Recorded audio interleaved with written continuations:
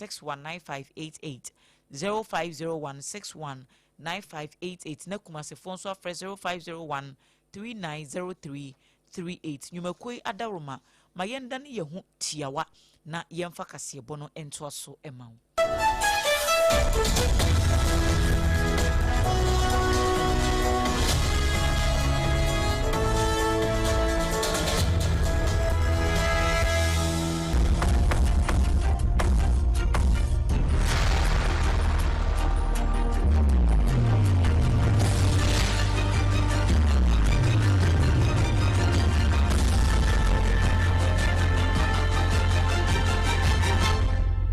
TV Emma Aketiapa. No kwasem Emma Aketiapa. Afi yemfa ensam no sanko asante mantam bio. Na Mansia West. Ena yakwa akogina sesi this year wo ho eye Onyamfo Prince Manu Morris. Wono na eka e de ache mpotam ho fo wono ho nyina se.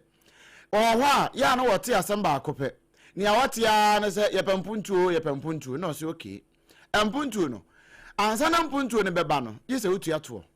Eto no ye waketwa. Yawo eto akese ene yawo eto adantamu nanso obi owa wompe eto se yaketoa eto se ya adantamu eto se yakese wompe eto ne tua eno nti se eto no wantua empuntuo eno a na ye de to eye nanso wantua nyaade a empuntuo ne beba so eno nti wo kan de akire wo ma wo mpotam nyina ne se bodua na wo ye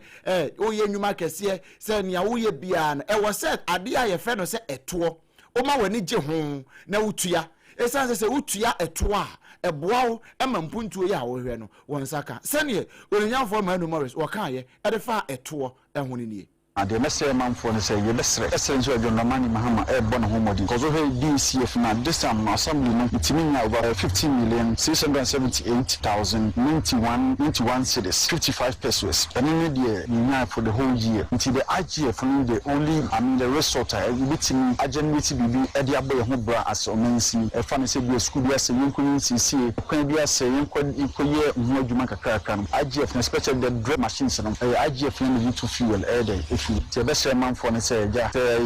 revenue collectors in ba omunso nye one na kakra say be to and be into na mo na manso fa ntampen fra and ba hwa if be say anti rabies campaign nze na saying nkraman adoso yimpatam ha na nyina nso ni mebra se be won kraman am na say assembly nyina kuhia na hwe mbra ibetimi ahyehye se de be ya nkraman na omo yimpesa so ha ibetimi etuo nso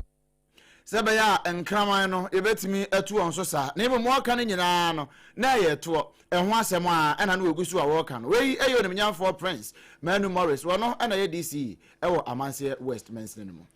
Wo ensemfofo emuno Chief Executive Officer woda Atwuma Community Bank PLC ano eye ora Ernest Jewu na wode ato Jose Bank of Ghana enhyehyɛ ya wo mode abase rural banks no sesi a wo mo ebedane din no wo maye ne nyina community banks no wo se eyade se ne kwaso a eno ne betimi aboa ama wo mo operations a wo mo ye ne service delivery no etimi akonkan wode nsɛmbo nyina etudwa wabra na bank no wo mu di wo mo 32nd annual general meeting nhyiamu ena owura Jewu edisansemi etudwa no wo se na nsɛmu ba important ahodo a banks no dodo no a wo mo operations ne wo mo services no enko nkan kura mobile banking ne abefu nimdie ya akọ animu yi dodo no a wo mu entimi nya binti ama empotamfo no kura de yekoso no wo mu ehunu besi ene obi kura wo kuro kese bi mu a se wo pese okoko yiska wontimi transfer sika free ne bank account mu nto ne mobile phones so no wayi ne nyina no enya ade a eboa enti se wo mbepeje mu na wo man ne community banks de a wogidi pa se we no ebetimi de mfasodie pi abasei en wode ne nsem etudwa sabi 24 resuni Serbia de boko dimiti share share with the empire abrani bia no skabia ba yen semo efa BC wodi BC no akonya so wonya bank na de bank le yetumi so wo na twuma community bank bia bia wo mfotamu a skabia ba won semo apese wodi go to ho dube bi na se ho chimpo ba wotna dawani afia to na so de twawo the say this the idea na pa show mo pa se me dem mo baso share no ni mabebe we do this through the orientation we say the kind no makasa we say yes we are so director na no Wei eye ora Ernest Jewa waye panyinipa atwuma Community Bank PLC wada womano enu achi outgoing board chairman ora Eric Apia wono so ede kakra etoaso. Sabi before this you Sibia the share with the price a brand bia stable by and some other BC would be seen so open your banks not the bank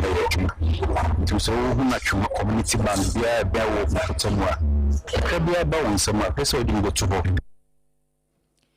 Wei eye ora Eric Apia wono na ye outgoing board chairman Emma atwuma Community Bank PLC ena wote se wode ne nsem atudwa no afi yemfa nsem no nkowie ewo amanone enra ena beda agya se me ofa ne ofa se ba ko reference se Kestama me bra pani wode na adwuma de ato ho se mansoafo elwa enyesi abrochiman UK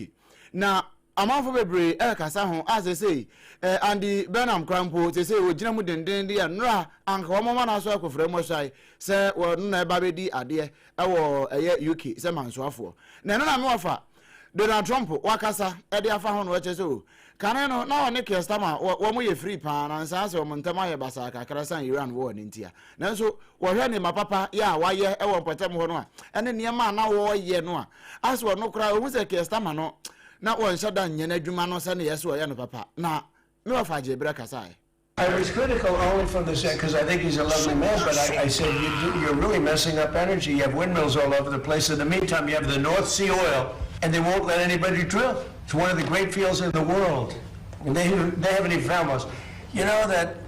the U.S. buys much of its energy. You know where? Norway. You know where they get their oil? The North Sea. The UK has a much better portion of the North Sea. They don't want to do it for environmental purposes, okay? And I told him, he's a very nice man. I mean, sort of a friend of mine. I mean, he was not good to us with NATO, Pete, right? He said, we can't use the island to land. That was the first for a couple of weeks. He said, well, but ultimately I gave it to you now. That was a bad move. That hurt him bad. We, no, if I don't know, America, Mampeni, Donald, John, Kwaku Trump, Wanana, Wakasa, and what I say, in fact, Kestama de osuno kosa adwuma ya wase wajai wonko no nkwata na fie wonko na adwuma se ne yese na efata eno so na yegina ne yede kasebo no esi SOMPA 106.5 FM Accra ena yede fra yede esom SOMPA 93.1 ewo Kumase Adamfopa radio ewo Pare wo mo fa bi Doma 100.7 FB Nkranza 90.7 ye SOMPA Techiman SOMPA 106.1 ena Sunyan 98.9 so wo mo so FB Kingdom 106.1 ewo Mankesim Kanesh Eban Radio wo Kaneshi wo mo fa bi Facebook YouTube baby ya yes streaming live ewo honum www.sompaonline.com ko honum a me pa cho ubetimi akono akokenkan ensem no ebi nana kojiji company limited a woton adansi ho niema Leicester company de yas toothpaste and the brush up German so Tontina 74 a drew papa ya etu nyarwa hodo ase 21st clinic a wo mo yes theatrical originators any experts no wo mo adawroma ene ye de kase bono ebesom medin ede ajoa asare anopai mene Odemanko chiame obrempona na Kwaku Ampoma Go Black Stars